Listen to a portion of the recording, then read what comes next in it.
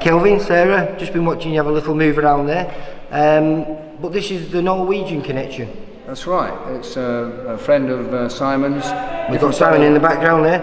There you go, different part of the country, but I met her through Simon and the club in Trondheim, and she was training for us fight in Sweden, didn't happen, so we just hooked up, and she said she wanted to come over here and do it every weekend. So are you amateur? Just amateur? Yeah. Amateur currently.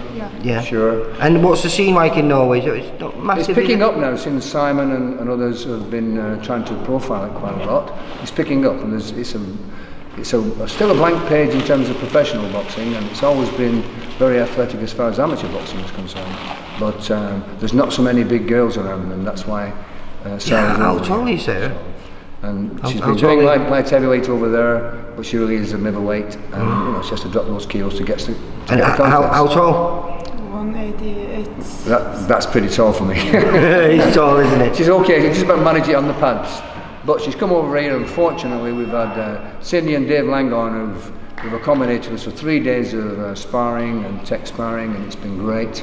And it's just what she's needed, and I wanted to see her actually in that kind of a tough environment. And Cindy brings it. And how do you find the environment, the boxing? The level of boxing over here, female-wise, it's very high standard. Is it similar to home in Norway?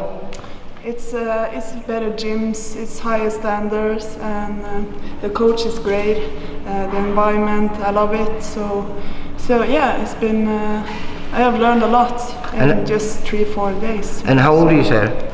I'm 23. And so, what are your intentions? Do you intend to stay purely amateur, or would you like? Is there a professional scene over in Norway? I don't know. We'll see. Yeah, just play it by ear. ear. There is a pro-am scene over there. You can actually box on a pro show. It's a different setup. It's been. I think you spoke to me. Sarah Breckhouse, I mentioned that she started it all, the ball rolling. So we have Simon boxing in a few weeks in Norway, and there'll be 3 pro fights, and then there'll be maybe 6 amateur fights, and that's the way it's going. Hopefully, is Sarah going to be on that show? Hopefully, we can get Sarah on it. But she has got something lined up in a couple of months, so that's why we're here. The plan is to go to Latvia in a month or more's time, just as a last training camp, because that's easier and cheaper in terms of travel and stuff.